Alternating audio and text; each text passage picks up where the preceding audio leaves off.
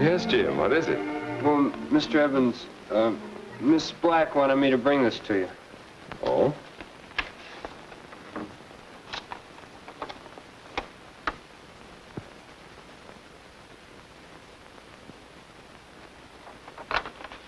Won't you sit down, Jim?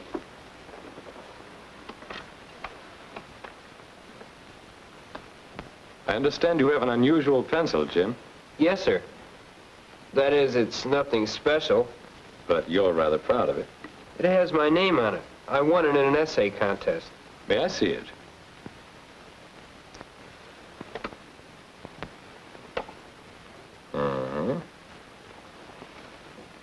Personally, I think that something like this is better for carving. I'll fix the desk, Mr. Edmonds. I'll sand it down and refinish it. You won't be able to tell where I scratched it at all. That's a good idea, Jim. I'll begin today after school. That would be fine. Well, what else do you want me to do, Mr. Edmonds? Perhaps you can help me with the problem. I'd like your advice, Jim. My advice? Yes, I've got quite a serious problem. There are a great many young people in the school, Jim. Each is an individual, but in one important way, they're all alike. They're all growing up. Is that the problem, Mr. Edmonds? Yes, growing up is a problem. Because, well, I remember one time I watched some of the boys play ball. Probably seen it too. The boys your age. In years, they're young men. But sometimes in their behavior... They act like children? That's it. The boy batting struck out, and what a fuss he made. He was a young man in years, but the way he behaved was more in keeping with a 5-year-old. When you see a child do the same thing, you think, oh, well, he'll grow up sometime. But at 15 or 16, this boy was still reacting the same way. He was still showing violent temper when little things went wrong for him. So the question is, why doesn't he grow up? Why does he still behave as a child? How can we help him get rid of these leftovers from childish behavior? That sort of behavior we call an infantile reaction. Infant? Well, whatever it is, it spoils the game for others. Why can't he act his age? I guess scratching a desk spoils it. Why can't I act my age, eh? That's what I'd like to know, Jim. Well, you know what to do about the desk. But now this pencil. If you were a first grader, I'd just keep it, wouldn't I? Oh, but Mr. Edmonds, I'm not a first grader. Oh, you're not. So suppose you start fixing that desk. Come back for your pencil when you feel you're ready for it. Yes, sir. Goodbye, Jim.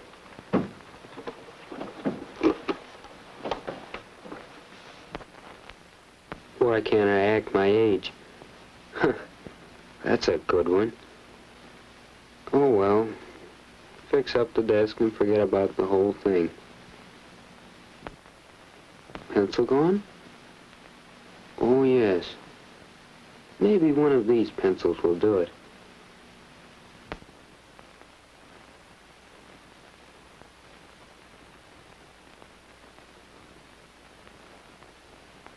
Hey, act your age.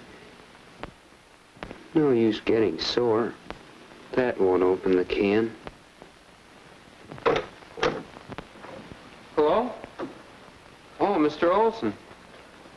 Need some help, son? Why, yes. Do you have a knife or something to open this?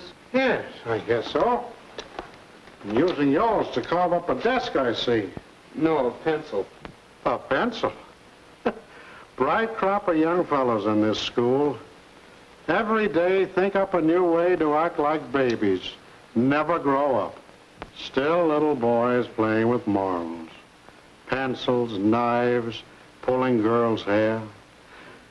Some cleaning up here until you're through. I'll come back later. Still little boys. Playing with marbles, eh? Huh. But Maybe it's true. Remember what Bill did yesterday. He was sitting right there. I guess he thought no one was looking when he took Jean's notebook. Was he cheating?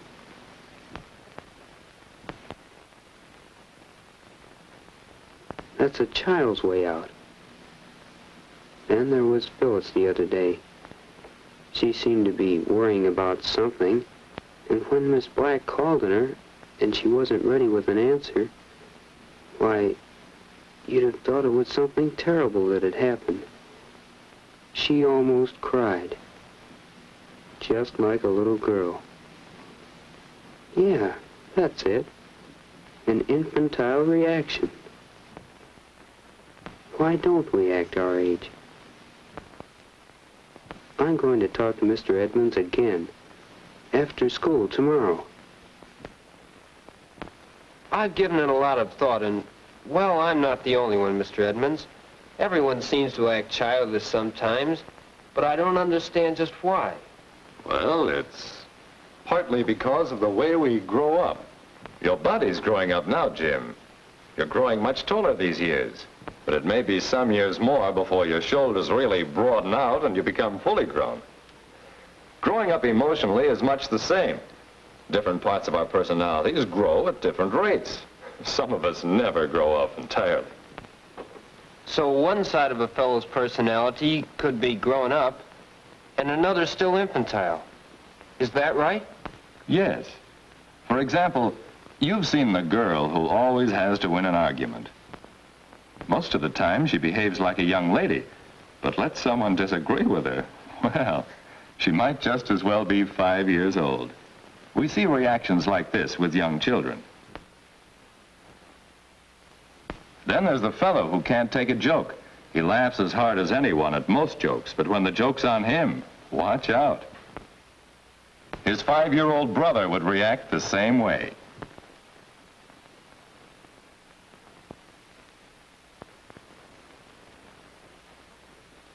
There's the boy who constantly shows off to gain attention. There's the girl who cries over trifles. Then remember, there's the ball player who becomes violently angry when he loses out. Those are some of the many infantile reactions we see around us every day. They indicate that a part of one's personality isn't growing up with the rest. Now, what we need is some method of measuring our growth, comparing various parts of our personalities. Say, I have an idea, Mr. Edmonds. I think I can figure out my age. Anyway, I'd like to try. Just a minute. Don't you want your pencil? No, sir. I'll wait until I know how old I am.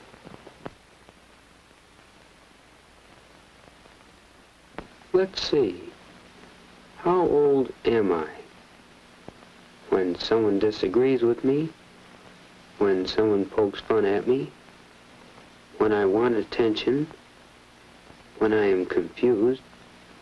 When I don't get what I want? There.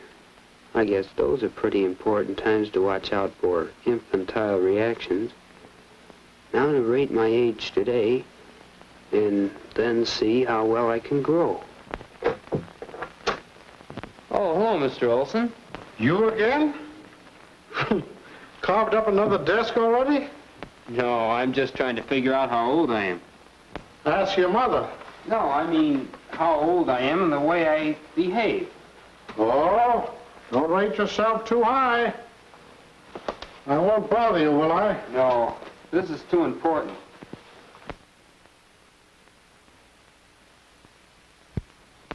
I thought of it 2 days ago, so I made several copies of this and had my parents rate my age in each of these points, and my best friend. My rating wasn't exactly high in some places. But it looks like a good rating system. What do you do now? Well, I'll have to work hard to bring my rating up. Here, for instance, where it says, how old am I when I don't get what I want? I rated myself 10 years old, and my dad put it even lower than that. So I'm going to get in the habit of controlling my temper, and maybe next month I'll have a better rating. And by next year, I want to catch up with my real age. That's something to look forward to. I'll see.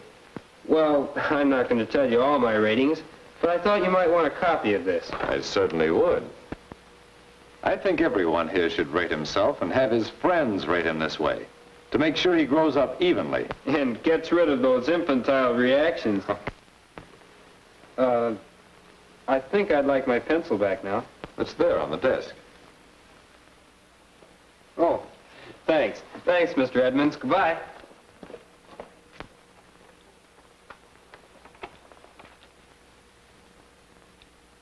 How old are you?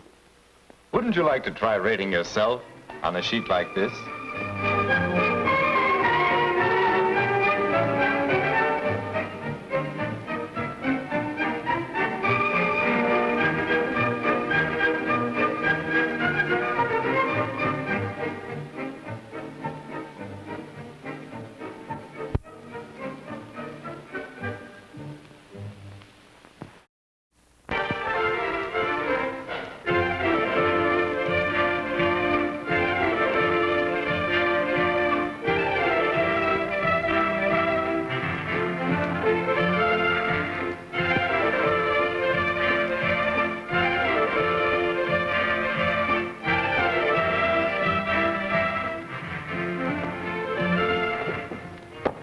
There you are, George.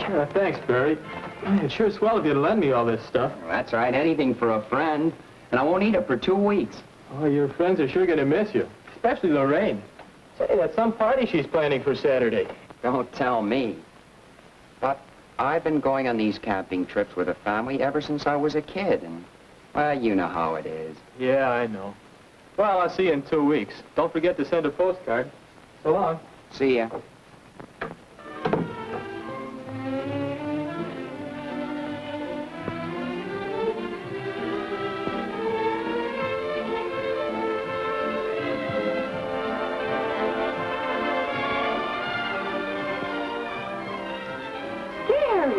Haven't you dressed yet? You know we want to leave right away. Oh, I had to wash the car. Nobody here had helped me. It's a lucky thing George came along and helped. It's a good thing I have friends. Now, Barry, every member of the family's been doing his share. Diana's been with me, and Dick's with your father. Besides, Mother had to pack your suitcase because you and George took up so much time. That's my shirt. My best hat. Oh, Barry, now look what you've done. Barry! My tennis racket. You, Dad, look what Barry did. I see, Dick. Well, never mind. Barry will let you use his racket instead. Well, I can't. I just lent it to George. I declare, Barry, I do wish you'd show as much consideration for the members of your own family as you do for your outside friends. At least as much as you do for Lorraine. You leave her out of this. No. Maybe I would. If my family'd show me as much consideration as my friends do. That's enough, Barry. You see, everybody's always picking on me. Change your clothes, Barry. We're waiting to leave. Well, you don't have to wait any longer. I'm not going. Not going? No. Oh, Barry! I'd rather stay here with my friends. Do your outside friends really mean more to you than we do? Don't you consider your family your friends? Well, how can a guy be friends with his family? Oh, well, maybe he can't be. In any case, we're going away to have fun. We don't want anyone along who doesn't want to come. You'd rather stay here alone. Oh, I won't be alone. I've got my friends. Barry. Never mind. You'll be all right. Here, son. You can charge your food at the grocer's. Oh, gee, thanks, Dad. Goodbye, Barry. Take care of yourself. I will, Mother. I'll leave your fishing tackle and suitcase. Okay, swell, Dad. Bye, Thanks. Barry. See you, Dick. Goodbye, Barry. Bye. Goodbye, Barry. Bye, Mother.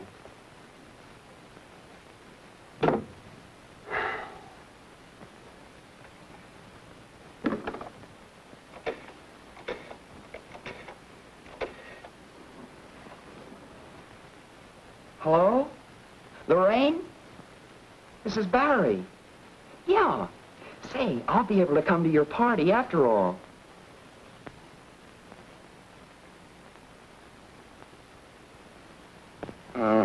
This is the life.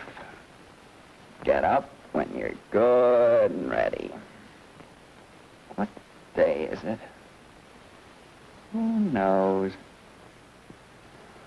What did I do all day yesterday? Who cares? And the day before?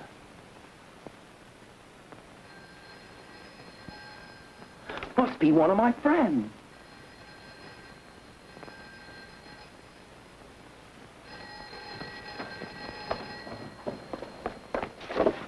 Hello?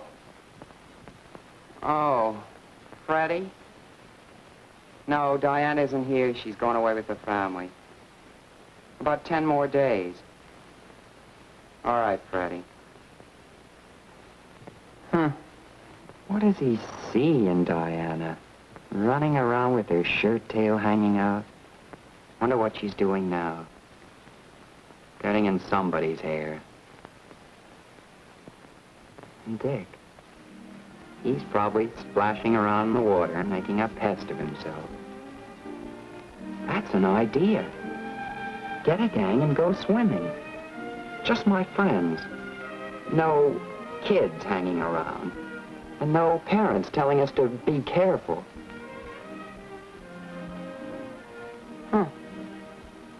Nobody home. I'll call Jack. Oh, no. He's gone away on vacation. Why haven't any of my friends called me? I'll call George. Want my tennis racket anyway. That's no good. He's taken a job. Wanted me to go to work, too. Wish I had the car. Well, might as well eat breakfast and go out and see what I can stir up. Must be somebody around.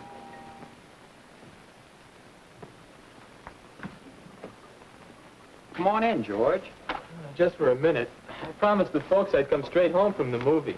I forgot you're not a free man. It must be great. Let's have some dinner. Dinner? Haven't you eaten yet? No. Eating's like everything else now. I eat when and what I please. Doesn't look like you're going to eat much tonight. Oh, we'll rustle up something. That's the fun of it. No, thanks. I had plenty to eat. Mom's a mighty good cook, you know. Yeah, I know. By the way, I've got some time, and I could use my tennis racket. Oh. Well, I do have a date to play Saturday, and my racket is broken. But of course, if I'll you... have it back to you Saturday. Okay, fair enough. I'll come around with it in the morning. That's all right. I'll pick it up at your house. I've got lots of time. Okay, thanks, Barry. You're a real pal. So long. So long.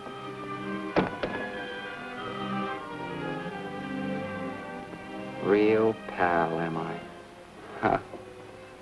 Real pal to lend him my racket so he can go off and play with somebody else. Wouldn't you think a friend would ask you to come along? Huh. And wouldn't you think he'd invite a guy to dinner?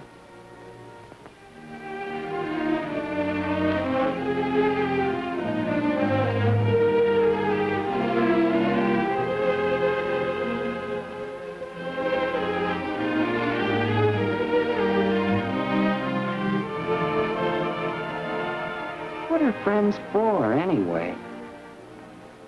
If his folks went away, my mother would be quick enough to ask him for dinner. Yeah, she sure would. Mom's mighty good about things like that. Bet the family enjoyed their dinner tonight. Lively conversation. Not much fun eating alone. Not much fun spending the day alone. Where is everybody? Well, at least there's Lorraine's party Saturday night.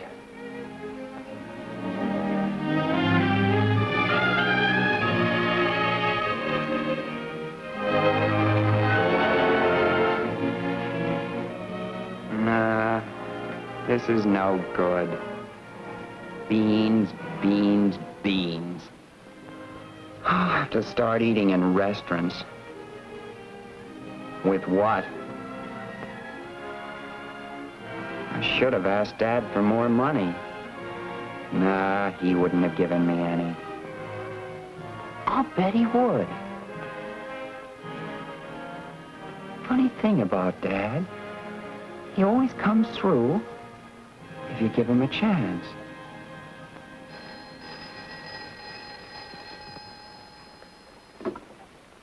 Hello? Hi, Lorraine. How's the party shaping up? Oh. I'm sorry to hear you're sick. What's the matter? The party's off. I'm out of money. Nobody to do things with. Why not take that job? Keep me busy during the day. Give me a little money. Yeah. Ask George about it. Tired. 4 days at the garage and I'm tired. What's the matter with me? Well, Mr. Simpson says I'm a born mechanic. Ought to stick with it. Maybe I should forget about going to college. Maybe. Wish Dad were here so we could talk it over. Wish Dad were here, period. Or if I were with Dad. He's having the time of his life. He's a good fisherman, too. And a good sport. Always have a good time with Dad. He has a good time with me, too. I probably took away some of his fun by staying home. That's a selfish thing to do. But then, he has Dick. Good old Dick. Say, Barry, how about a game of checkers? You aren't doing anything. I've got a surefire system. I guarantee I'll beat you, if you give me 2 men. How about it, Barry? You aren't doing anything. Not doing anything. Boy, how I'd like to play checkers with you right now. It's lonely. I never before listened to an empty house. Barry, Diane's bringing home a few friends this afternoon, and I'd like to surprise them. Will you slip down to the drugstore and get some ice cream? Oh, let her get her own ice cream. Why should I bother? What's she ever done for me? Barry. Barry, guess what? You forgot to have your suit pressed to wear to the school play tonight, so I took it down and waited for it. What would Lorraine think? They're swell people. All of them. They do the kind of things you expect of your friends. Friends. That's it. They're the most dependable friends I have. Yeah, they sure are. But what kind of a friend have I been to them?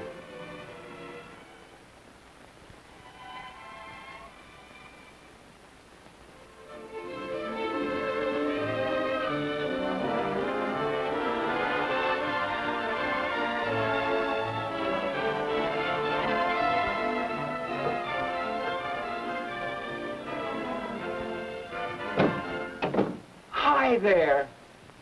Gee, I've missed you folks. Have you? Oh, well, we certainly missed you. And you should see the way they fixed up the old pavilion. You mean the roof doesn't leak? Have you been all right, Barry? No, I've been swell, only I'm looking forward to one of those terrific... Well, I'll get it. You know, Mother, you never really appreciate your family until they're not around. Hi, fella. You know, it sort of spoils things for Dick. You're not being there. Oh, I'm sorry. You know, I gotta help Dad unload the car. Hi, Hey, Barry. Dad, here, let me take these. How'd you make out? Swell. Good. Look, Barry got me a new tennis racket. To Dick from your clumsy brother. That's very thoughtful of you, Barry. Well, why not? I broke it, didn't I? Gee, Barry, you're swell. Diana, what's the matter? What happened, dear? Oh, it was Freddie. He can't take me to the party tonight. Oh, that's too bad. But I think your father could drive you over. But I'll be the only girl without a date. Hey, wait a minute, sis. I got an idea how we can fix that. What do you think of this? I can get the car in top shape if you'll let me drop you at the office and take the car to the garage. Mr. Simpson says I can work on it whenever there's any slack time. And, of course, there's Saturdays. What do you think? Well, I think that's a good idea. Well, gentlemen, how do we look? Mother. Wow.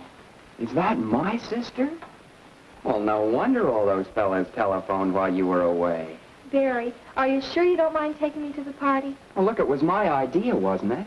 I only hope I can show you a good time. Come on. Sure, have a good time. Bye, Dad. Goodbye, dear. Okay. Don't worry, madam.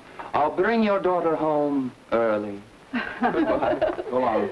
Go on, Barry. See you, Dad. Bye, Dick. Gee, it's fun to be with people you like, isn't it? Yes, it's always good to be with your friends. Your friends at school, and your friends at work, and your friends at home.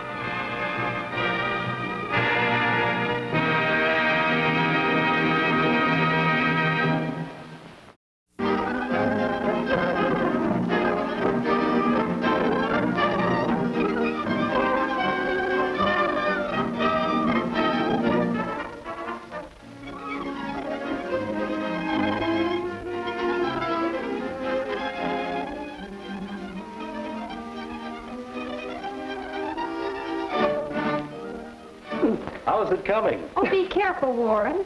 What's in it? I'll get it off for you, Mr. Brandt. Say, we came here to learn about emotions, not play children's games. What is this anyway, Mr. Brent? Well, you had some questions about emotions for your biology classwork. This will help. Sit down. Notice your own emotional reactions to what you've just experienced. What did you feel? What did you do? How about you, Jean? Oh, I've got to catch my breath, Mr. Brett. That scared me.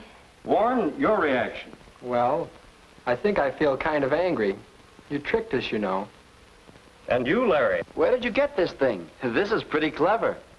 Notice that each of you reacted differently. Jean's reaction you might call one of fear. I'll say. Jean drew away from the box. That's what you generally do when you're afraid of something. On the other hand, Warren's reaction you might call rage. He was ready for a fight. What happened to me? What did I do? You laughed. You were pleased. You drew closer to the box. You liked it. Psychologically, we classify that sort of response with what we call the basic emotion of love. And so we have examples of each of the three basic emotions. Fear, rage, and love. Why did we act that way? I didn't want to be afraid. Our emotional reactions are involuntary, pretty much automatic. Well, if that's the case, then why weren't all our reactions the same? Well, Jean, when we're born, emotional reactions are pretty much the same in everyone. But as we grow older, each of us develops his own individual set of response patterns. Why is that, Mr. Brent? Conditioning. What's conditioning? Come over here. Did you ever see a mouse that acted as if he were afraid of cheese? Afraid of cheese? Sounds impossible, doesn't it? But watch this.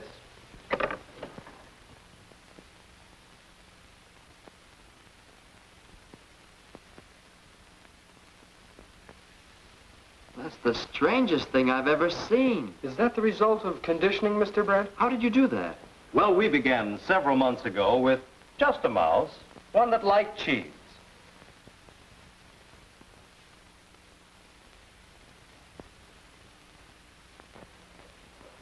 it was confronted with a piece of cheese, it responded by going toward it.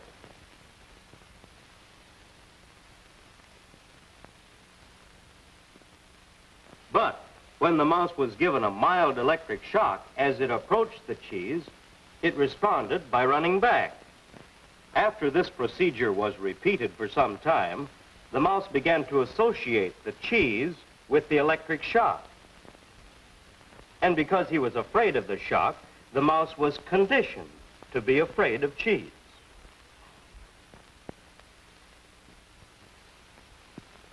Now, he responds to cheese as he would ordinarily respond to an electric shock. That's what we call conditioning. We hitch up a stimulus, the cheese, with a new response. Must be pretty hard on the mouse. But it doesn't happen to people that way, does it? Let's find out. Come over here, Warren. Hold your hand out like this. That's right. Now just try to hold it steady. Don't let your hand move. Just hold it steady. But you're pushing it down. Just hold it steady. Steady. Steady. Hey, it went up. That's a case of simple conditioning, not involving emotions this time, but still conditioning. Is that the reason that Jean scares so easily? Why, she's afraid of mice. Oh, hush. Very possibly conditioning is the reason. While we're very young, the actions and attitudes of our parents and brothers and sisters condition us to a great many emotional responses. We all have them. Of course, most of our conditioning is much more complex than the sort we've shown so far. We often become conditioned to react emotionally to words or ideas. Words? Huh, I can't believe that. You can't? Well, remember, emotional behavior is largely involuntary. Here, come over here and take a look at this model of the brain. This is the front of it. Emotions are centered in the lower part of the brain, the thalamus. The thalamus is not consciously controlled. When your emotions are stimulated, a reaction indirectly affecting the thalamus can produce changes in you and your body. For example, you all three reacted to the jack-in-the-box.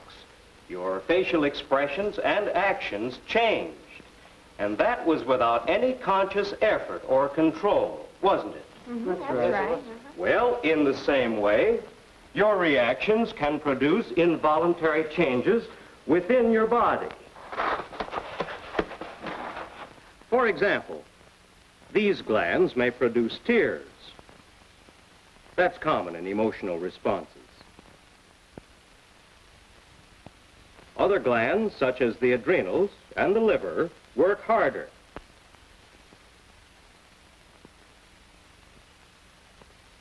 Sweat glands in your skin produce perspiration. Your stomach slows down its digestive action. Your heartbeat changes, sometimes faster or sometimes slower. And your breathing changes. These and many other changes are part of emotional responses, and we can detect some of these changes to measure emotional responses. Measure them? Yes. This device called a polygraph measures variations in breathing and heartbeat, and so indicates emotional responses. Larry, you didn't think you would react emotionally to words. Do you want to try it? Sure. Isn't this something like a lie detector? It's been called that, but actually it measures and records all kinds of emotional responses. This part is the pneumograph, or bellows, which measures your respiration or breathing. Now, if you'll roll up your sleeve, Larry, we'll put this armband on your arm, and this will record your pulse, or heartbeat. You've probably seen one of these in a doctor's office, haven't you, Larry? Yes, sir. Now, if Larry makes an emotional response to anything I mention, you'll notice a change on this record. Oh, this won't hurt Larry, will it? No, indeed. Just relax, Larry. This won't hurt a bit. Yes, this won't hurt a bit. You sound just like my dentist. I'll turn it on.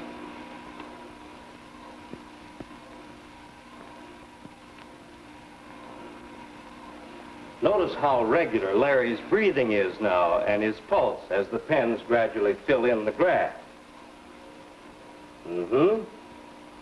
Larry responds to the word fill. That's interesting. And Larry has a dentist on his mind. This is just a hunch, but perhaps if we probe deeply, there's another word, probe. Well, I think I can guess several words that will arouse an emotional response in Larry. Toothache. Yes, that's another. Drill. And I'm responding just to words. Why? Well, perhaps you can give us the answer to that one, Larry. Well, I have been seeing the dentist lately. I had a bad tooth. Aha! You're afraid of something, too. Words, aren't you? I guess so. How did that happen? Well, come on over here to the blackboard. Maybe if I draw a diagram of the process of conditioning, it will help you. S1, the first stimulus, stands for the dentist. He's a good fellow. Larry's normal reaction to him, R1, is curiosity and interest. But the dentist had to drill. That's stimulus 2.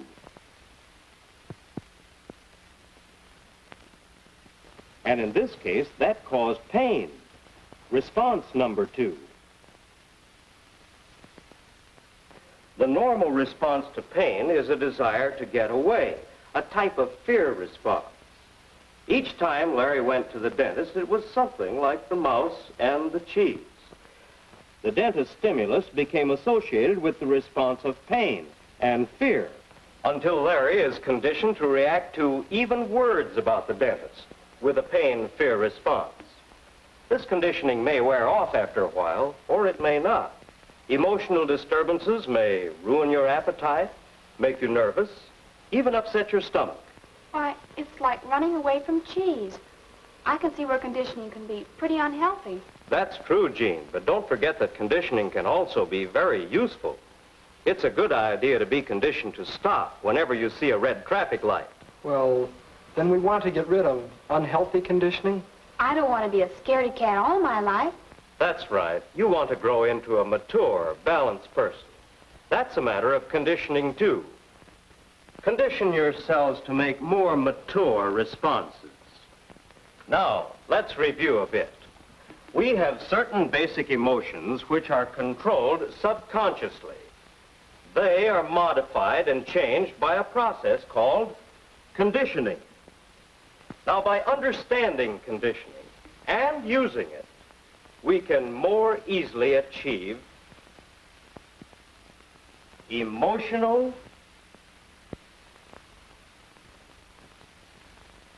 maturity.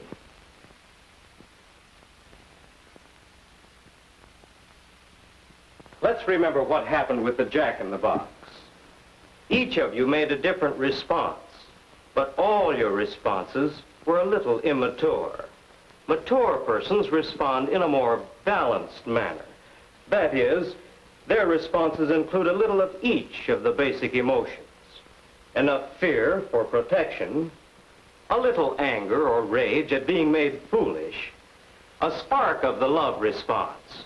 That is, interest, curiosity, pleasure. A balance, you see. And we all want to become more mature emotionally, don't we? Oh, I sure do. Before we go, Mr. Brett, may I keep this graft?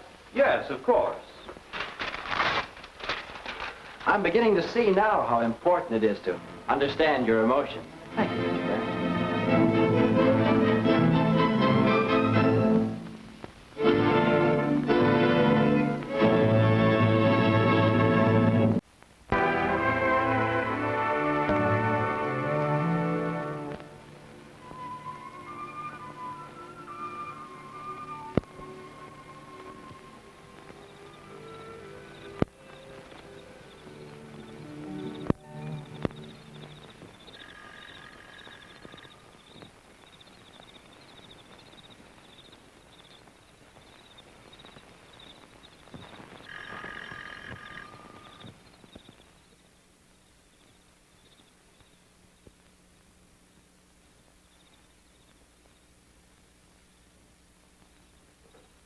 Well, hello, Dick. Mr. Martin. Come in. Here, I'll take your coat. No, goodbye. I've enjoyed being in your club. Yes, we do have some good times, don't we? Yeah. I'm going to miss it. Oh, you have a job somewhere? No, not exactly. But I can get one. I can take care of myself. I see. Well, then you'll want a bite to eat before you go. How about a piece of cake, huh? Louise just baked one today. Well, I'll be just a minute.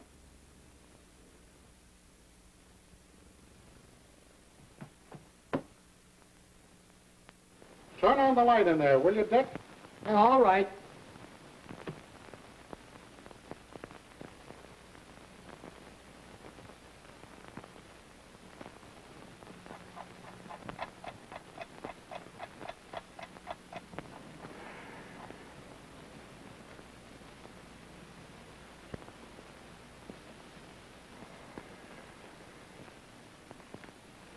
Here we are. That ought to taste good. It will. Thanks. Aren't you? No, that's all right. Is everything all right? Why, Richard Robertson, what brings you here this time of night? Louise, fix up the guest room, will you, dear? Dick's going to spend the night with us. No, Now, that's all right. Don't you worry. No trouble at all. But I guess I might as well stay tonight. But I'm not going home. Well, we'll talk it all over in the morning. Yeah. Mr. Martin, Yes? what's wrong with getting home after midnight? Well, that depends. Dad's always harping on that. What time you coming home? Don't stay out too late. And if I'm a little bit late, wow. Did you have an argument with your dad tonight? Yeah. It's late hours this time. But there's always something. They're always fussing over me, choosing my clothes for me, trying to pick my friends for me. They don't let you do what the other fellows do. They won't let you take the car alone. They plan your time for you. Yeah. How did you know? We all go through the same problems. You're beginning to rebel against parental authority. But tell me, what happened tonight? Well, Mr. Martin, I just didn't even think about what time it was. How was I to know they were going to be waiting up for me? Anyway, it was just a little after midnight. What's so bad about that? Dad giving me this lecture about making Mother worry and how I was being unfair to them. So, after they went to bed, I packed my suitcase and... well, here I am. Do your folks know you've gone? I think so. Their bedroom light went on as I was leaving the house. Do you think they heard you go out? I guess so. Mr. Martin, may I go to bed now? I'm tired. Why, of course. Oh, here, you'll want this. Yes, thanks. Louise, is everything ready up there? Yes, all ready. Go on up, Dick. She'll show you the room. Thanks.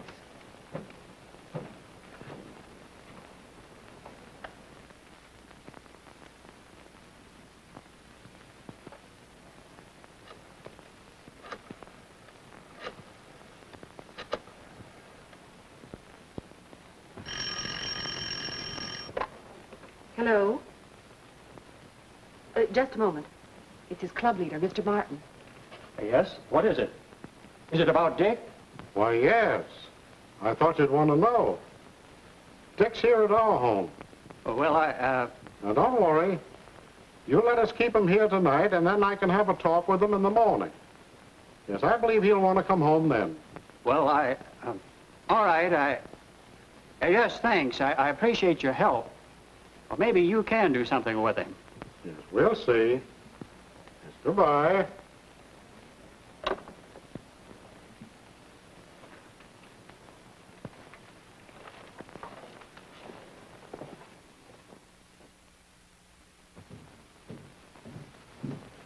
Well, good morning, Dick. I didn't expect to see you up so early. No, I didn't sleep very well. Worrying, I guess. Mr. Martin, it was just plain silly what I did last night. Running away like a little kid. But sometimes I get fed up. They don't see things the way I do. They don't seem to realize I've grown up. Mm-hmm. That's the hardest thing for parents to understand. Yeah. You mean that all parents are like that? Well, all of us parents have the same problem, the same readjustment to make. I went through that adjustment with my son and daughter. I expect my folks had the same sort of problem with me. You see, we parents get in the habit of exercising a lot of authority, and we just don't know when we can safely let go of our youngsters. Your parents have been controlling you, looking after you for quite a few years, haven't they? Yeah, I guess that's right. So, isn't it about time they quit? Perhaps, but not all at once. Now, let's look at it this way. A tiny infant, such as we all were at one time, needs almost constant care. You've seen mothers looking after their babies. Believe me, it's a lot of work. A baby needs control, guidance, a playpen to keep it out of trouble. Even when they're old enough to go to school, children still need a great deal of protection, guidance, and care from their parents. And parents get in the habit of exercising authority. The children keep on growing and learning quite a bit, but they're still really children. They still need parental control. Then, within a space of a year or two, changes take place. You know Johnny Miller, don't you? Sure. Remember him a couple of years ago? Just a boy. And now, in 2 years, what a difference. His voice has changed. He's grown several inches. He's beginning to shave. Last year's clothes don't fit him anymore. Neither does last year's behavior. Well, you went through much the same change, though perhaps you weren't so aware of it in yourself as in others. Now, the point is that each of us rather suddenly discovers that he has pretty well grown up physically, and we assume right away that we're adults, able to look out for ourselves. That's the way I felt last night. But there really are a lot of things that I ought to decide for myself. Such as what time to come in evenings? Remember, Dick, your parents are in the habit of thinking you need control. They have to be reassured. Besides, don't they keep their appointments with you? Sure they do. Well, shouldn't you keep your appointments with them? You mean I'll have to prove that I can come home on time? That I can be responsible for the time I come in? Yes, and for your behavior while you're out. Listen, Dick, your parents have been around. From their own experience, they've learned about a lot of things that you just haven't come up against yet. Sometimes their reasons may not be entirely clear to you, but they're good reasons just the same. I think I see what you mean. It's sort of the same way I try to guide my kid sister sometimes. Why, just the other day, she almost got herself into trouble, climbing on the back of a chair to change a light bulb. And when I stopped her, she didn't like it one bit. Thought I was interfering. But I only wanted to protect her. Well, if that's the way my parents feel about me, I think I get the idea. That's about the way they do feel. And your folks are still of some use to you, aren't they? I'll bet your mother is fixing breakfast right now. Yeah, breakfast.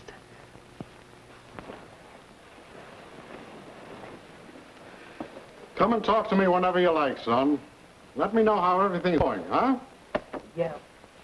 Well, thanks a lot, Mr. Martin. I'll be seeing you. All right. Well, goodbye, son. Goodbye, Mr. Martin. Goodbye.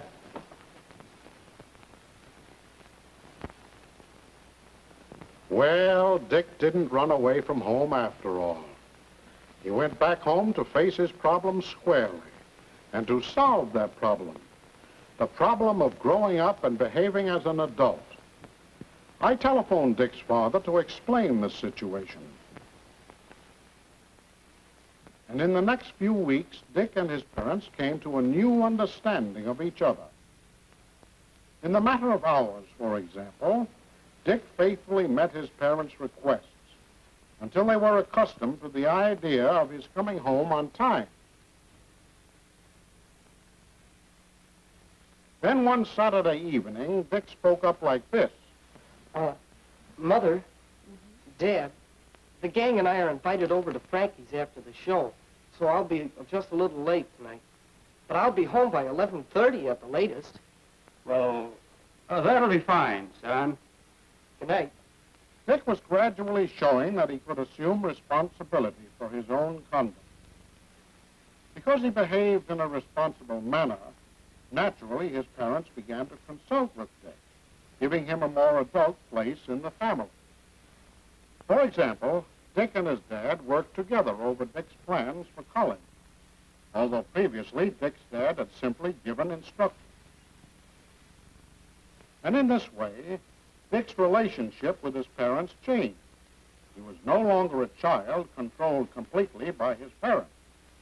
He was becoming more of an adult, with the place of an adult in the family. Dick is growing away from the authority of his parents and learning to discipline himself. He's becoming self-responsible. And we all must learn to do the same. Whether this readjustment is painful or happy depends on how we approach it.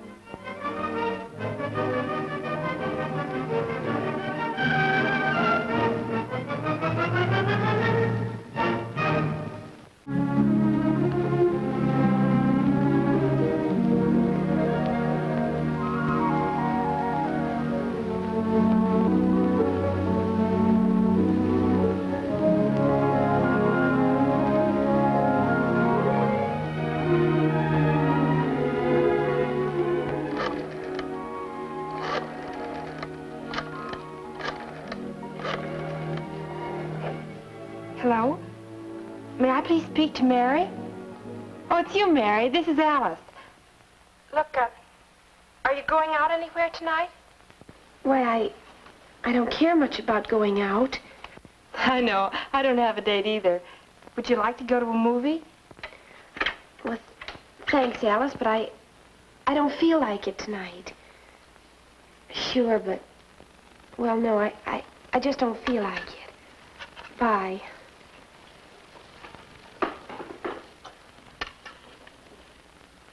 Gee, I see you got some new records. Who was it, Alice? Why don't you go with her? I can't stay very long anyway. You don't have to. I don't need a babysitter. Who's this?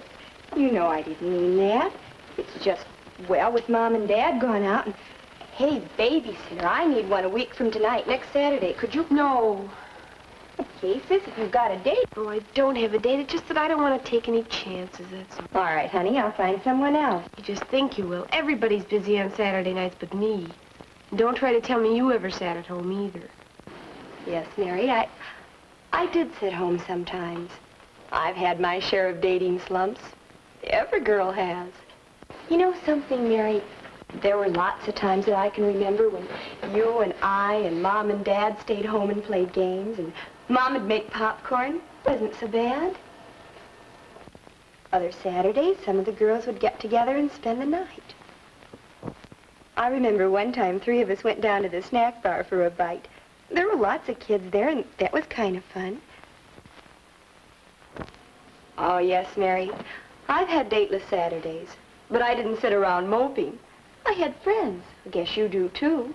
Well, you must have done something about getting some dates. Yes, just getting around with my girlfriend's help. You know, Mary, there's a girl who sits for me sometimes when you're busy. Kay's quite a girl. Sometimes she amazes me. She never lets anything get the best of her. I've noticed that when she gets into a dating slump, she has her own little system for getting over it, and no mistake. Well, maybe you'd get some ideas if I told you what Kay did not long ago. The first thing was to make sure that her personal grooming wouldn't keep her from getting dates. You know what to do. She started the day with a bath. She brushed her teeth regularly to help keep her breath fresh. She used a good underarm deodorant, that sort of thing. That's important, but I don't think Kay need have worried quite so much. Another very important thing to Kay was the kind of clothes she wore. Kay dressed neatly, grooming herself well. But she learned not to overdress. Just simple, sensible clothes for school. That's basic. Look your best, but don't look flashy. You know, the next thing Kay did was to build herself up a long list of prospects. She really went out of her way to make friends with boys.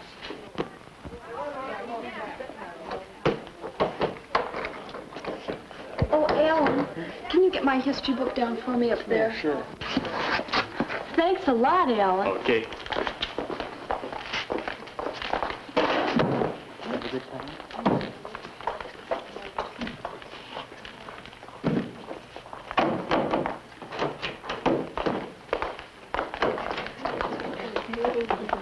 Oh, hello, Hal. How'd your game come out Friday? You know, the intramural? Oh, we won. Good, I'm glad. Let me know when your next game is. I'd like to watch you play. Sure will.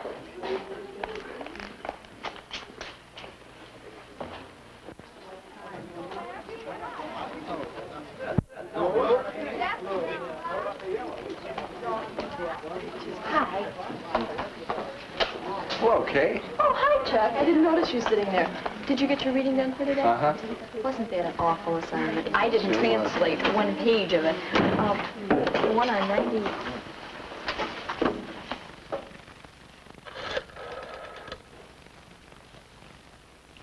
Harry? This is Kay. Well, I'm working on my Latin and I'm having trouble.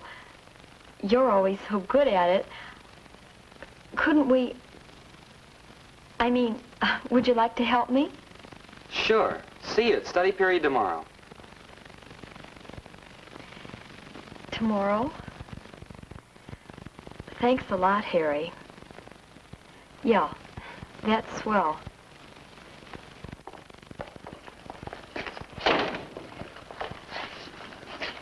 Oh, excuse me, Kay. I'm reading here. I'm all right. What are you reading that's so interesting? Oh, just a story about a dog.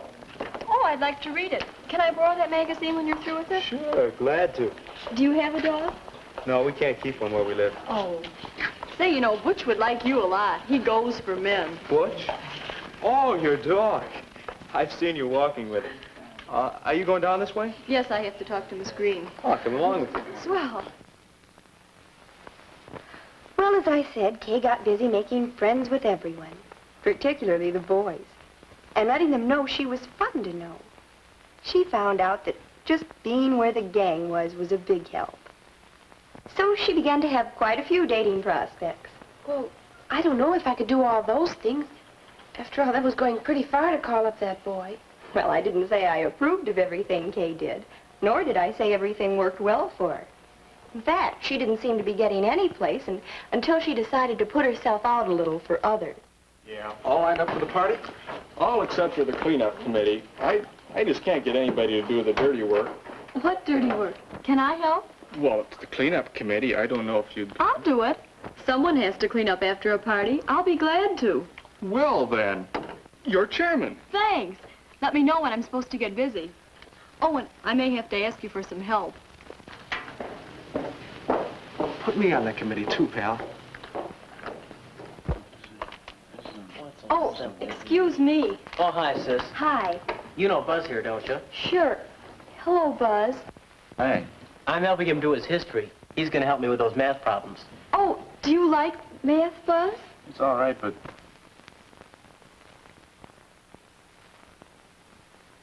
I'm going to fix myself a snack. Anybody else care for a sandwich? Well, sure, that'd be swell. Thanks a lot, sis. All right. Anyway, getting back here, it says, no man should continue to give himself to another man called... Yeah. Do you think we'll win the game Saturday? Maybe. It'll be a close game. It'll be an exciting one. Yep. I hope I can go. Yeah. Would you like to go with me? Why, yes, Buzz, I'd love to. Well, do you get the picture? Kay got a response from such a shy dear as Buzz by being helpful. So she tried out helpfulness whenever she could. You know, doing things for people, taking an interest in them. Hello. You're new Hi. here, aren't you? That's right. I'm Kay Stratton. Oh, glad to know you. My name's Valerie Williams. Oh. Listen, do you eat lunch next hour? Mm-hmm. Good, so do I. I'll take you down to the cafeteria and show you around. Well, I'm eating with my brother. Your brother? Swell, I'll show you both around. Oh, good. Hi. Listen, I met a real cute girl. I know you'd like her. Yeah? Who is she? Valerie Williams. Maybe you've met her brother. Yeah, he's a pretty good guy. Say, you would be wanting a date too, would you? Could be. You know, grooming and cleanliness and letting the boys know you're around, those things are all important. But it's the friendliness and interest and helpfulness that really count. Well, as I said, Kay's an amazing girl sometimes. She really has something.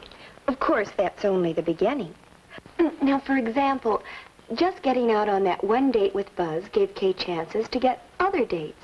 I bet she kept working on her other prospects, too. Could be. Anyway, she's usually busy. Oh, once in a while I can get her to sit for me, but she has her share of dates, too.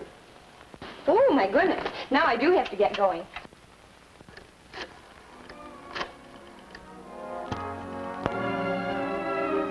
Hello? Oh, hello, Alice. This is Mary. Well, I just decided that I really would like to go if you and Joan are still planning. Oh, good. And maybe Dolly would like to. Uh-huh. Say, how about cooking up something for Saturday night? Some dates, I mean. Oh, I've got loads of ideas.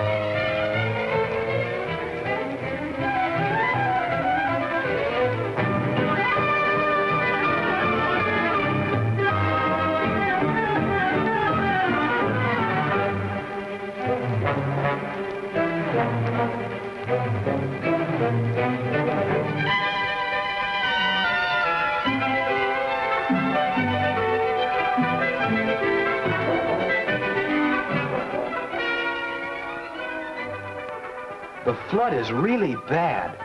There's water over everything in Greenview. There's nobody in the town anymore. Most of the people living in tents up on the hill. And you know, one of their biggest problems is what to do with the kids. The little kids. That's what the relief workers told Dad and me when we went over there last night. I wish there was something we could do to help the people of Greenview. Me too. Say, Bill, maybe we could raise some money.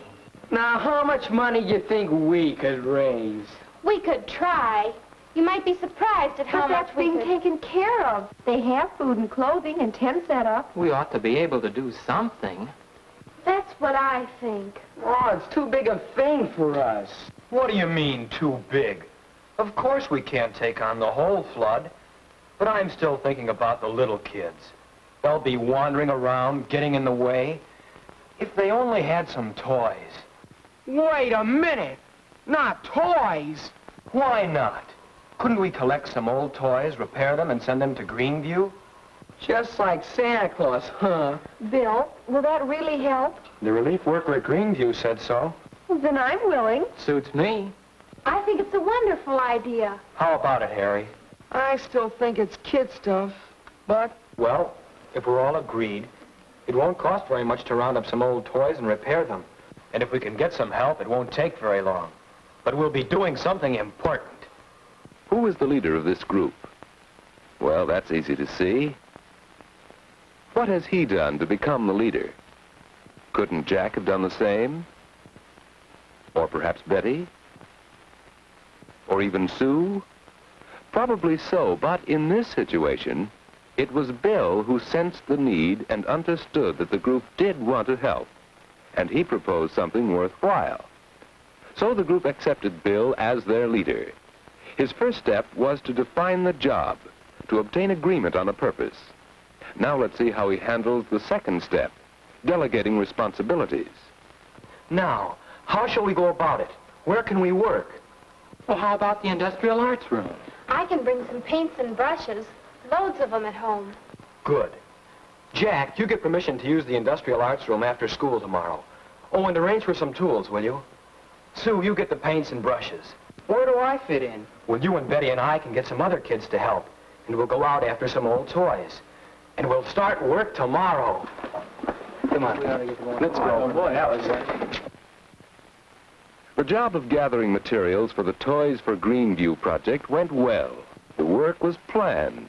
Each person was given definite responsibilities. Individual efforts were coordinated.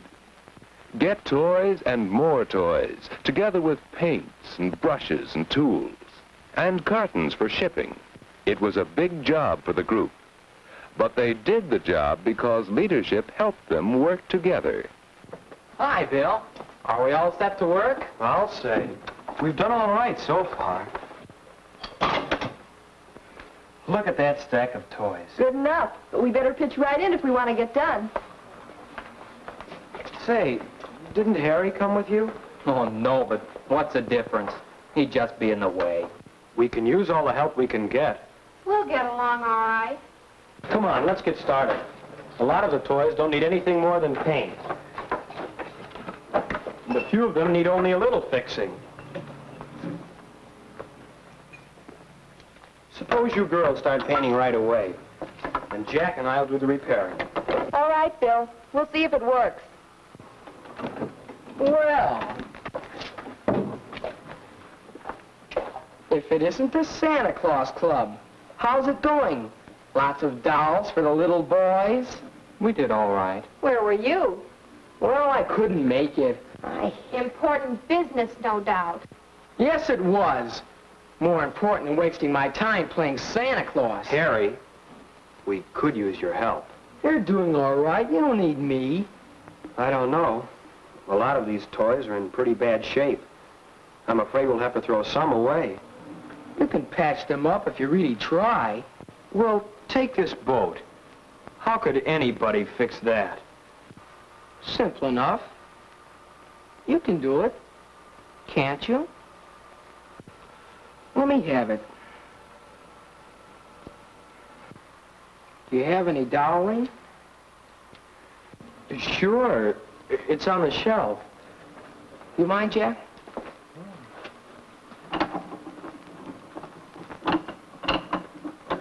So good leadership again proves its worth. Tactfulness, the right approach, and another person is cooperating with the group. Now Bill is able to organize the work more fully by sorting out the toys. And he gets right to work with the rest of them. But it's a big job this group has taken on. And it's slow, painstaking work. So many planes and boats and other toys later. Oh, we'll never get through. I'm sick of it. It's not so bad, Sue. We're getting along. Say, those look great.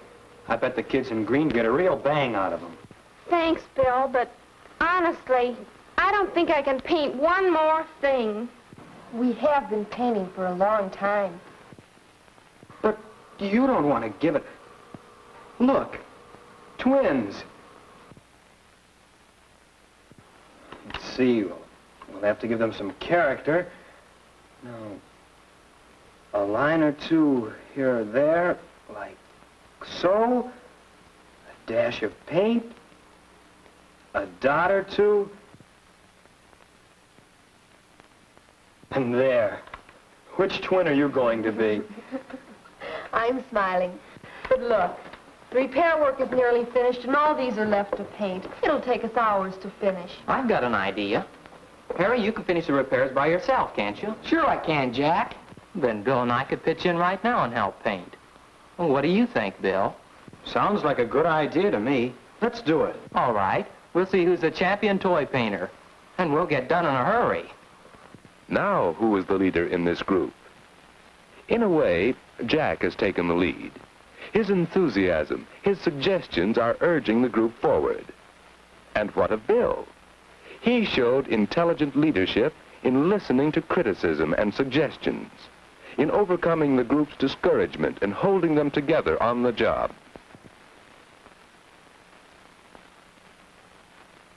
The following morning, the toys were being packed for delivery to the children of Greenview. Here was a big job. Well done.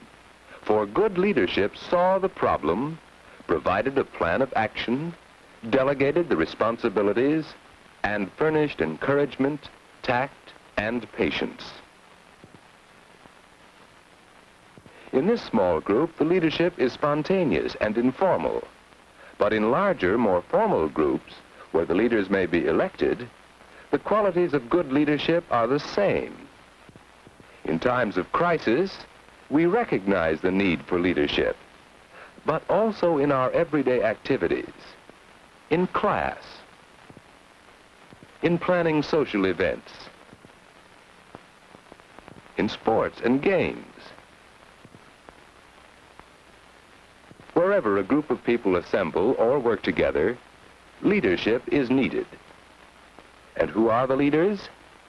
People with the vision to sense the need, with the ability to plan and enthuse their fellow workers. Those who have tact and patience and perseverance, they become the leaders. And what about you? Will you know what to do when your group needs your leadership?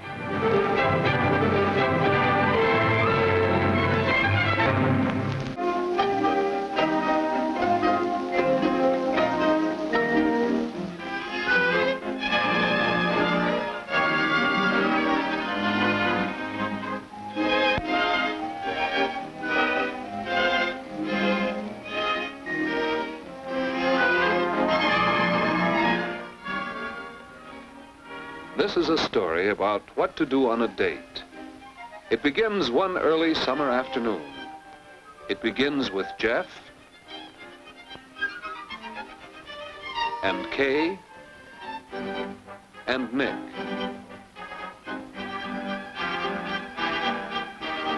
Of course, you may not have a problem about what to do on a date, but Nick, well, he has a real dating problem.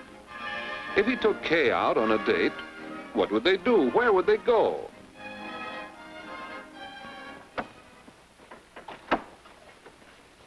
Just a minute, Jeff. I'll get my tennis racket. Okay, Nick, but hurry.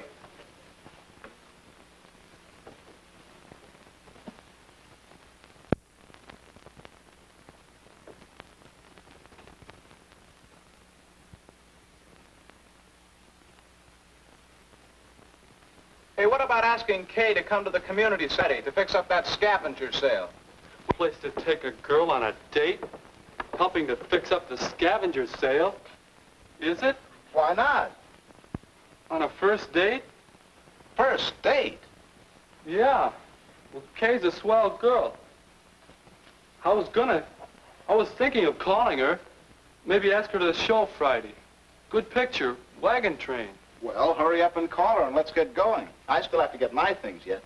Call her now? Sure. You know the number, don't you?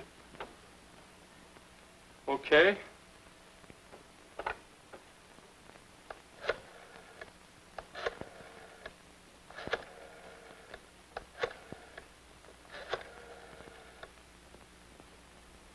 What if she says no? Hello? Oh, hello, Kay. This is Nick Baxter. Oh, hello, Nick. How are you? Fine, thanks. Say, Kay, next Friday, would you like to see Wagon Train at the movies? Oh, I'm sorry, Nick. I've already seen Wagon Train. I suppose you've got your mind made up to see it? You've seen it? She's already seen it. Well, ask her about the scavenger sale. Go ahead. Kay, you wouldn't want to help get the scavenger sale ready at the community center, would you? Oh, I've been hearing about that. Yes, I'd like to very much. You would? All right. I'll call for you then. About 7? Bye. I sure didn't think she'd go to a place like that for a date. Where's my racket? Oh, ready? You know, you better think some more, fellow, about what to do on a date. Do you think she'll have a good time? What do you suppose I'll have to do? You know who all's gonna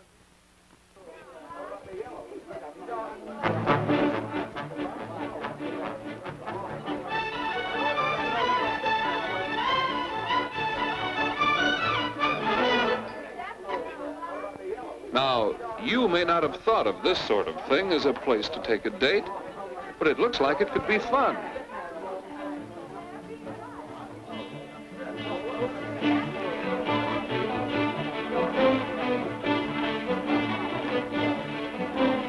A group doing things together. Pretty good idea for a first date. Plenty to do, plenty of people to talk to. But let's see if Nick and Kay are enjoying it. No amount of work to make this thing look any older. Boy, that is an old timer.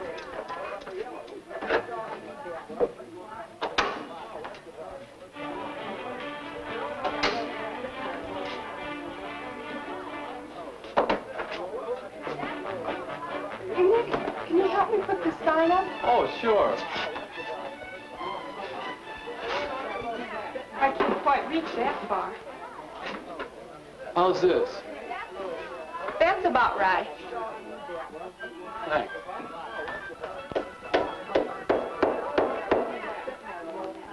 Say, Kay, are you really having a good time? Of course I am.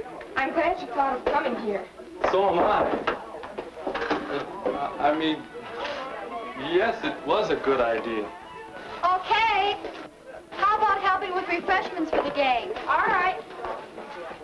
See you later. Oh, yeah, oh, sure. Got any more tacks? I think they're over there by the door.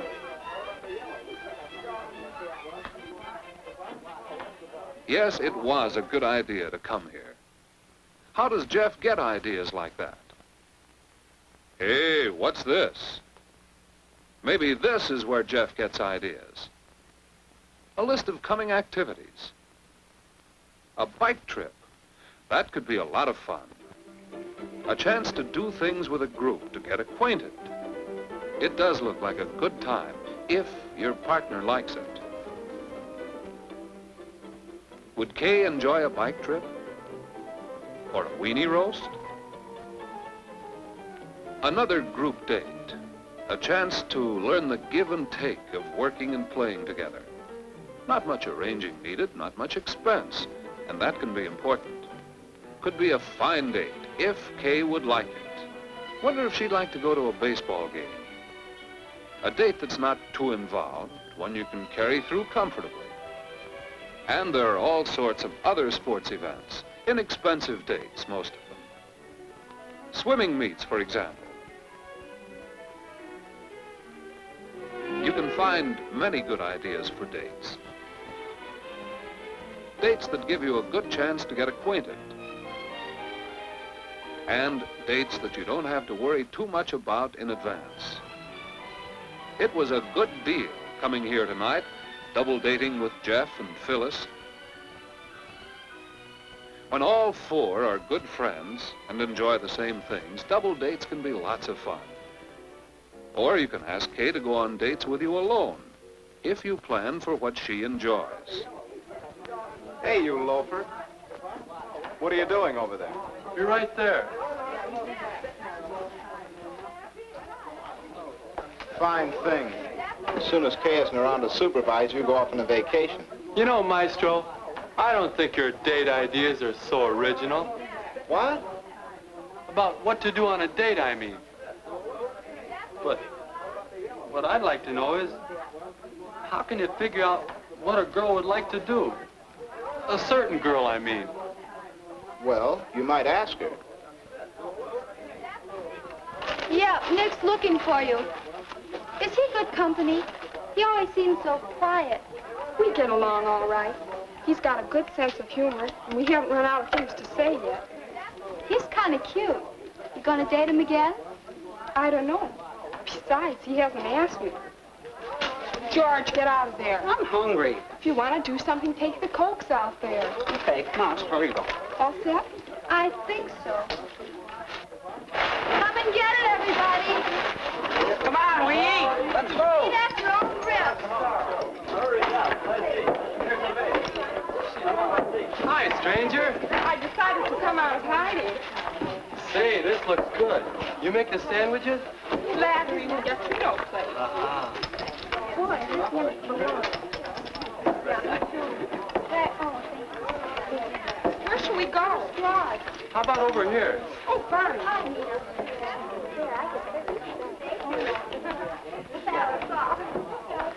Your table, madame. Thank you, sir. This is fun, isn't it? Yeah. You sure you like to do things like this? Sure. I thought all girls wanted fellas to take them to fancy places, spend lots of money. Not this girl. You know, I sort of like things like this, too. You won't laugh.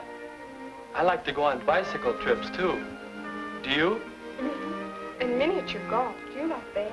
Yeah, and weenie roasts and square dances. And baseball games and taffy pulls. I think they're swell.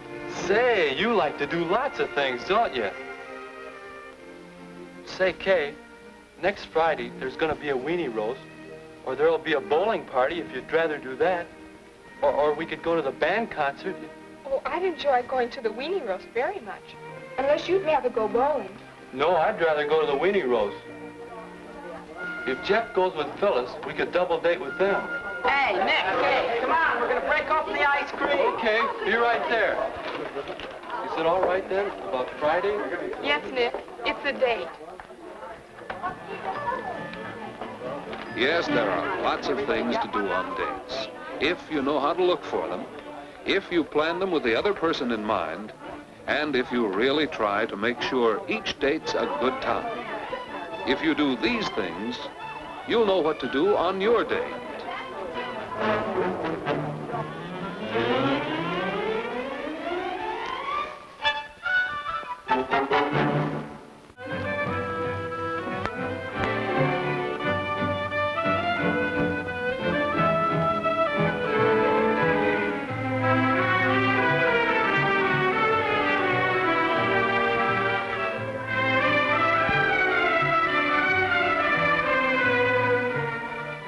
Who are the people who are most likely to succeed? What's the secret of their success? Let's see if Nick Baxter can help us find the answer.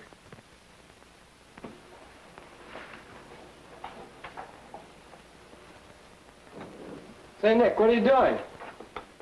Nothing. Aren't you going to finish your table? Not right now. You mean to say you're going to stay after school to loaf again? Uh-huh. Well, what are you doing?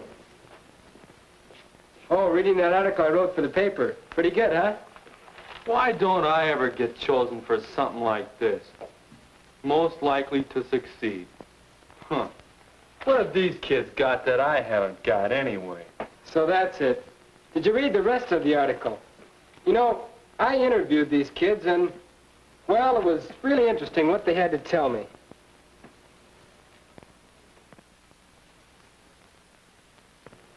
How do I get high grades? I work for them. I'm not going to school just to put in time. I want to be somebody. How do I find time for so many activities? I plan for them. I like to make the most of my spare time. Why do I have so many friends? Well, I like people. I want them to like me. I want to learn how to get along with them better. That'll always be important to me. Now, does that help answer your question? I still don't exactly see why they were picked. Well, it seems to me they're all saying pretty much the same thing. To succeed in something, you have to have a purpose and make plans for reaching it. and work at it all the time. Sounds crazy to me. Well, what are you doing after graduation? I'll think about that later. Are you planning what you'll be doing next semester? Good night, no. Why should I?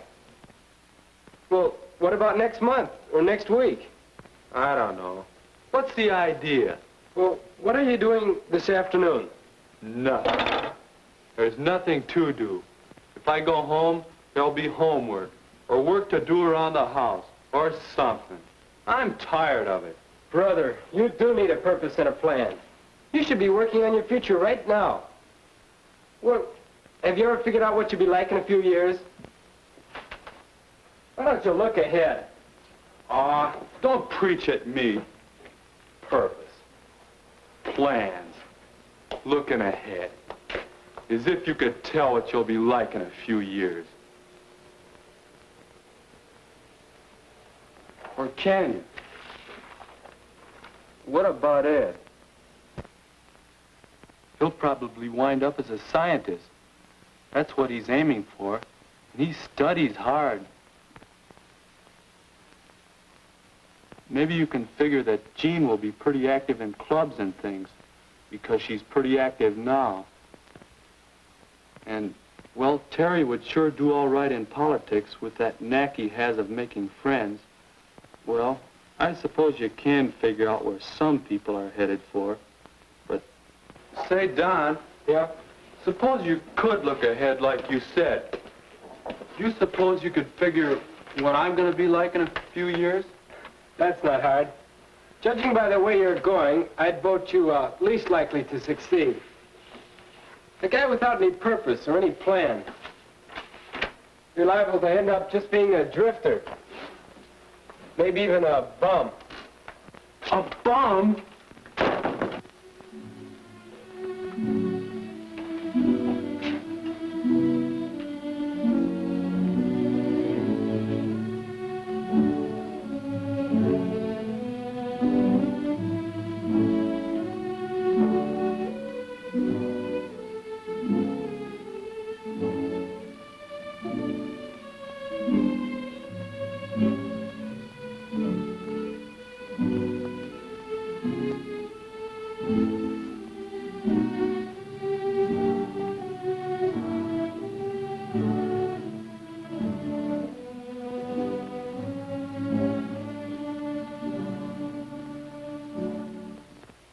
That could be me. Nothing but a bum. What am I saying? That won't happen to me. There's nothing to all that about purposes and plans and looking ahead. That's book stuff. Just trying to put the old scare in me. Forget about it. Oh, what's the matter? Can't I even build a simple table? I have to figure out how I want it to look and make a plan for building it. Let's see.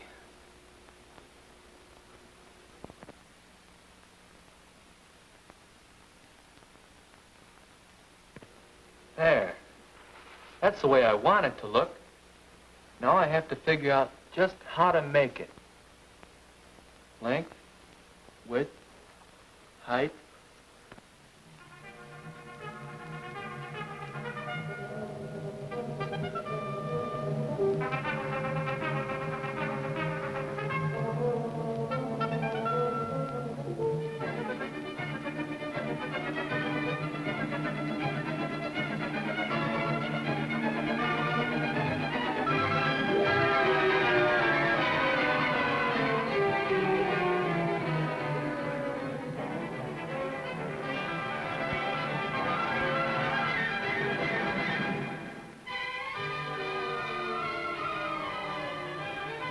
That's better.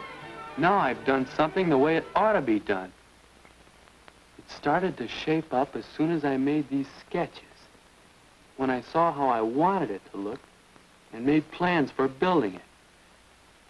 Plans. Sketches. Measurements. Wait a minute. That's what Don was talking about. That's what I have to do with my own future. I've got to look ahead and imagine, not what it will be like if I just keep drifting, but what I want it to be like. Hello? Oh, hello, Dad. Fine, thanks. How are you and Mother? Great. Say, Dad, you'll want to know. I've been elected chairman of the community club. That's right. Will you and Mother be my guests at the club dinner? Good. Mary and I will expect you.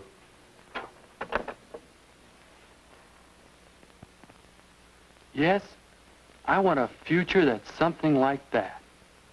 I want to be happy, be somebody, have a good job, friends, a home, a wife and kids.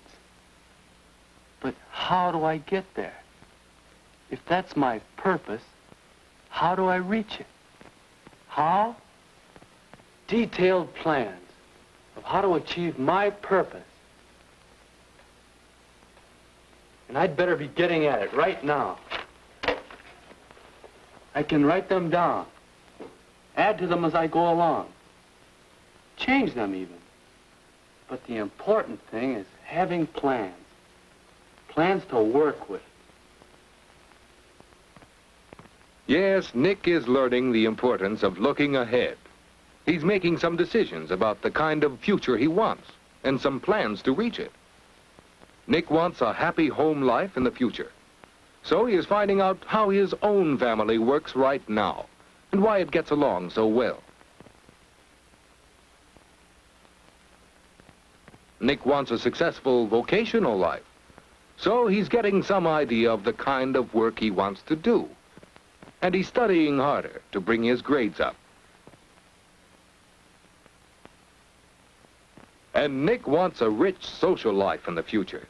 So he is learning how to get along with people better. Because now is the time to start working on the plans you have made to achieve happiness. Having a purpose or goal to plan for has given new meaning to everything that Nick does. Hi, Nick. What you doing? Oh, hi, Don. Hey, that sure looks great. Thanks. It's fun to do things that come out right. How about playing some ball this afternoon? Boy, I'd like to, but I have a date with a guidance counselor. Want to talk over some different kinds of work in engineering. Then there's the math club meeting. After that, Bill and Ed and I are having a bull session on chemistry. Then I have a date... Okay. Boy, you sure have been going places lately. It's easy, my boy. You've just got to do a little looking ahead.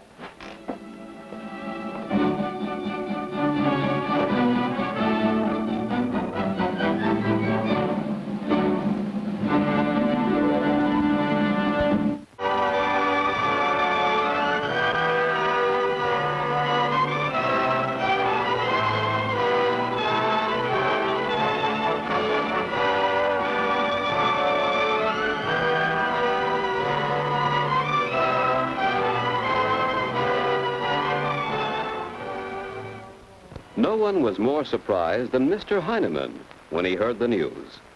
His young friend, Jim Foster, happened to be with him when he heard it. Jim was surprised, too. But here were the representatives of the committee with the news that Mr. Heineman had been chosen to preside over the town celebration of Citizenship Day. They had brought along an advance copy of the day's paper. In making their selection, the committee had followed a checklist, which was published in the paper. A good citizen will perform basic civic duties, take part in group activities, know and obey the law, keep informed on public affairs, be a good neighbor. When the committee left, Jim began to think about those qualifications. And as he went on to study more about citizenship and think back over the events of the past year, he came to understand what a good citizen really is. A good citizen will perform basic civic duties. What are they? You know one. Pay taxes. It's your duty to pay and know why you pay. You pay for federal courts of justice, state universities, municipal waterworks. You pay for thousands of other services which the voters have elected to receive.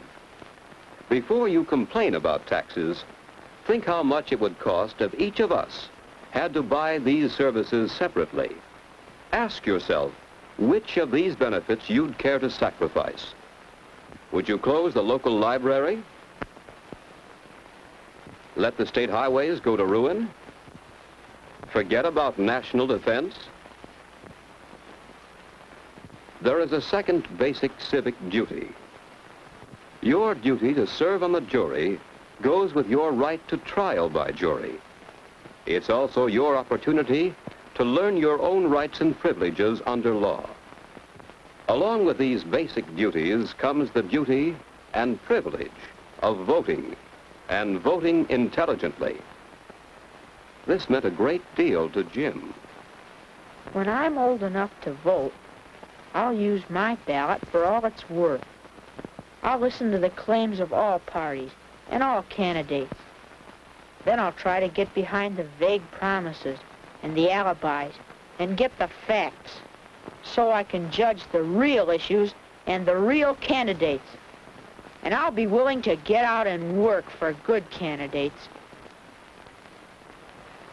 That brings us to our second point. A good citizen will take part in group activities. There are all sorts of groups. Associations to foster better government, welfare organizations, labor unions, religious groups, fraternal orders, men's clubs, women's clubs, political parties. When you work with any such group, you benefit, and the community benefits through combined effort for the common good. A good citizen will know and obey the law. That may sound easy, but, well, it's against the law to break a window, but Jim broke one. That's how he happened to meet Mr. Heineman. You know, a piece of glass isn't very important. What matters is that it happened because you were breaking the law. What law? We weren't doing anything wrong, honest. It's against the law of this town to play ball in the street. I didn't know it. Nobody ever told me about it. Look, ignorance of the law is no excuse. Whether you break a law through ignorance or carelessness or wickedness, it's all law breaking. You make me sound like a criminal. Sometimes it's hard to draw the line. Breaking a window pane, breaking into a bank vault, cheating in a school examination, forging a check, having a parking ticket fixed, bribing a jury. The only way to be sure where you stand is to get into the habit of obeying all the laws. I don't think much of that law about not playing ball in the streets. Nobody asked you. But wouldn't things be a mess if each of us decided which laws to obey and which to ignore? Yes, I guess so. But there's no place else for us to play in the neighborhood. What about the playground down the street? Well, it's not very big, and it's always full of little kids, and they might get hurt. We've been playing on that big empty lot down at the corner of 12th and Grove, but somebody put up a no trespassing sign, and the cop chased us off. So, what are we going to do? I don't know. Yet. You keep the fellows off the streets. I'll look into this. Come back Saturday morning. Maybe I'll have some news for you. All right, I'll do that. Bye, Mr. Heineman. Goodbye.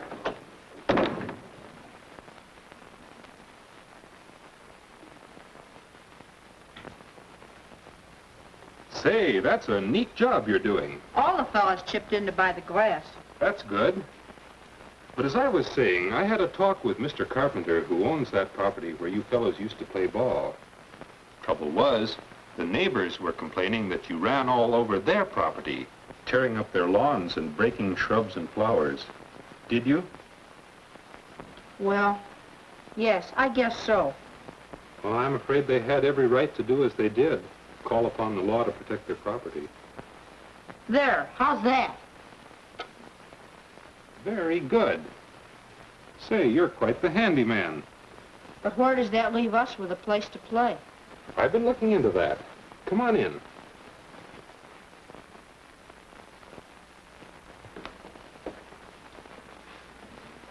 I've talked it over with some people, town officers, school officials, members of the park board. Look here. Here's the playground where the little kids play. Originally, the town owned all this property, which was to be made into a big playground. What happened? Oh, some shrewd operator moved in and bought the property. Because the citizens weren't alert to what was going on, he persuaded the town that it needed his money more than it needed land. And now everything else is built up. That's right. All but the Carpenter property. And that's where they won't let us play. No. But if the town were to buy the land and build a good high fence around it... Yeah, sure. That ought to do it. But the town doesn't have any money.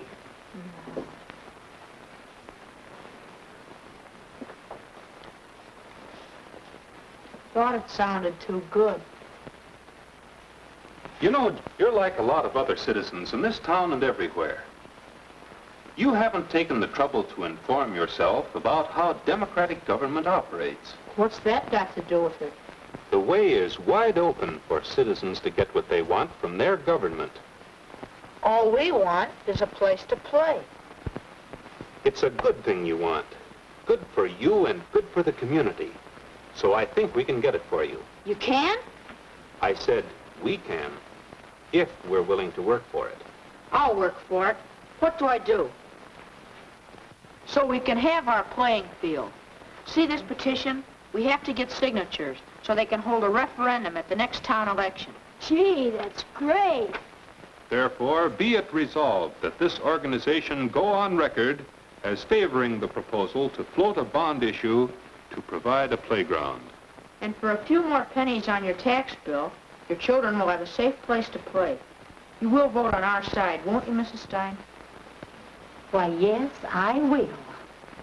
Well, what I don't understand is why you're going to all this trouble. You don't have any children. Why should you worry? You might say that I want to get the kids off the street so that I don't have any broken windows. Or you might say that I'm just a busybody with nothing better to do than work for the good of our community. Either way, we're going to get that playing field. Well, Jim and his friends got their playground.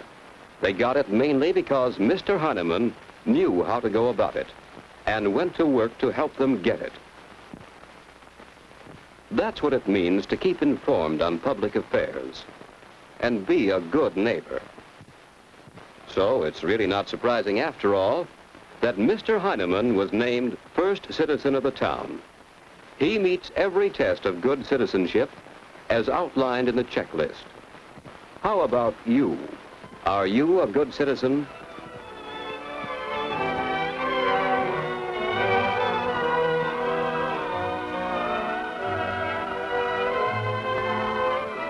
You see, Jim, citizenship carries with it many rights and many duties. The rights follow the duties and are dependent upon them. Don't be a part-time citizen thinking only of your rights. If you neglect your duty, you may forfeit your right. Think it over.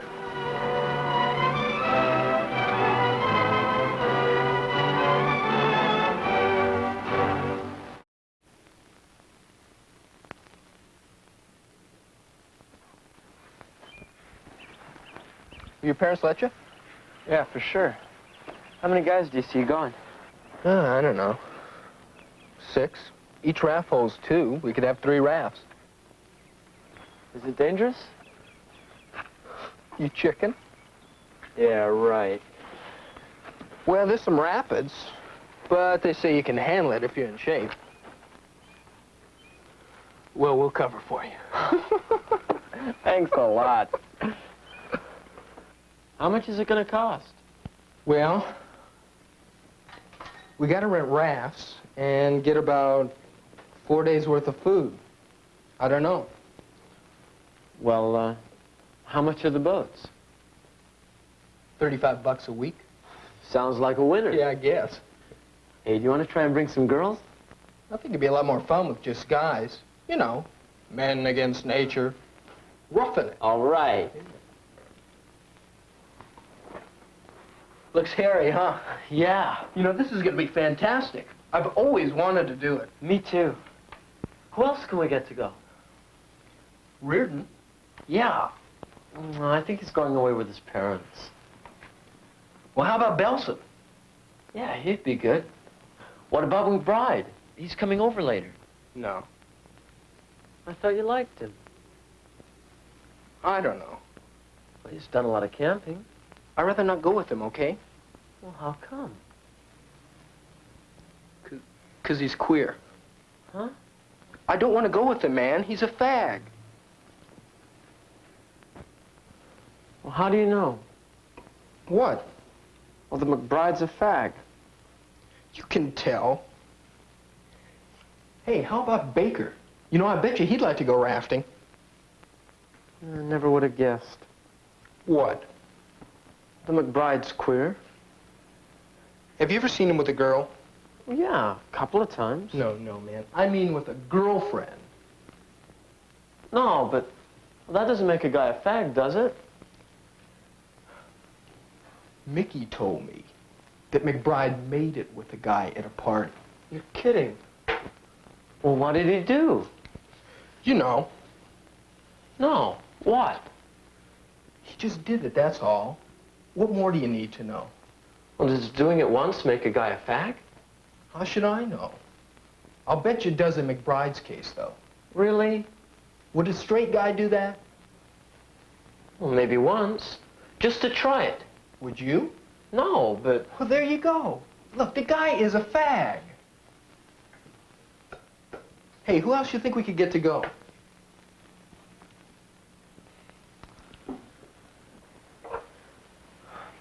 It's really hard to believe that McBride's queer. I mean, he's on the football team and everything. Well, he just doesn't look it. I always thought fags lisped and walk funny. Those guys you can tell are fags.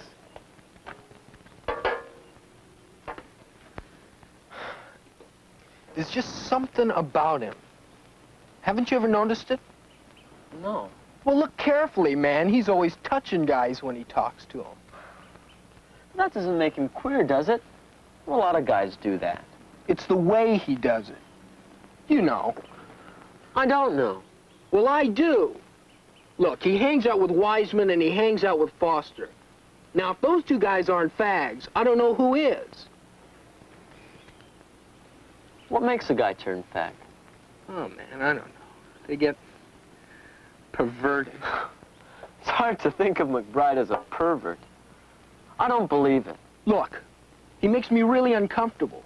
I just don't want to go rafting with him, okay? Have you ever asked him about it? To his face? John, if you were a fag, would you admit it? Man, you can get busted for that. It's against the law. Come on, Ben. Look, if you want to hang out with fags, fine. But I'm not going with him, so let's forget it. Anyway, I didn't know you were such big buddies with him. I'm not. You know, I don't really care if he's a queer or not. I mean, he's a nice guy. What difference does it make what he does? You know, whatever makes you happy. Makes a difference to me.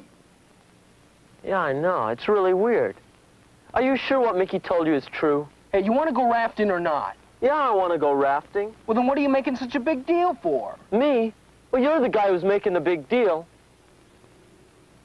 Did McBride make a move on you or something? No. Well, then I don't understand. You don't understand? Well, I do. Look, I am not going to go on any rafting trips with any fags. It's as simple as that, okay? Okay. Would you sleep in a tent with him? I've slept over at his house before. Yeah, but would you go camping with him, knowing he's a fag? You talk about him like he's a freak. First of all, I don't know he's a fag. And you make it sound like I'll be a fag if I sleep in the same tent with him. Geez, Ben, he's really got you crazy. Well, would you stay in a tent with him, would you? You make it sound like he's going to make a move on me or something. Well, now you know how I feel. No, well, that's your trip. But I don't buy it. Here's McBride. What are we going to tell him?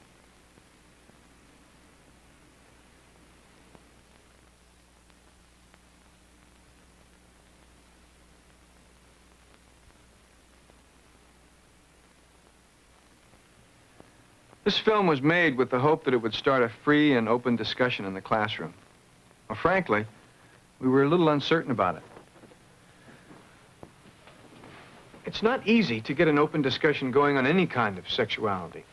But homosexuality, well, for whatever reason, most people would rather not even think about it, let alone talk about it in a group. Why do so many people, like Ben in the film, find the subject so disturbing? I think that at least part of the reason is a kind of hangover from the past. Not long ago, homosexuality was about the most taboo thing you could mention. Homosexuals were considered immoral, unnatural, and unfit to associate with the rest of society. If you showed that you were even tolerant or open-minded on the subject, that made you suspect. Now today, we seem to be getting a more realistic understanding of what it means to be a homosexual and a more open approach to the subject. But I think a lot of the old stereotypes are still with us. Now let's consider just a few of the more common beliefs. Take, for instance, the popular notion that male homosexuals want to be female and female homosexuals want to be male. Well, more often than not, that simply is not true. Or take the idea that you can tell a male homosexual because he has effeminate mannerisms and a female homosexual because she has masculine mannerisms. We see that stereotype reflected in John's remark in the film about McBride being on the football team and not lisping or walking funny. Well, a lot of people who seem to us to look and behave like members of the opposite sex are not homosexuals. It's not always clear just what a homosexual is. Well, I guess it's clear enough if you know for sure that someone is drawn exclusively to members of that person's sex throughout life. But what about people who turn to the same sex only while they're in prison or military service? Or people who engage in a single homosexual act out of curiosity or for experiment? People who are strictly heterosexual in action, but who may sometimes have homosexual fantasies. Are they homosexuals? Suppose you were in Ben's or John's place. You heard that a friend was homosexual. What would you require in the way of proof? Suppose you got the proof. What would be your reaction? Would it make any difference in how you felt toward that person?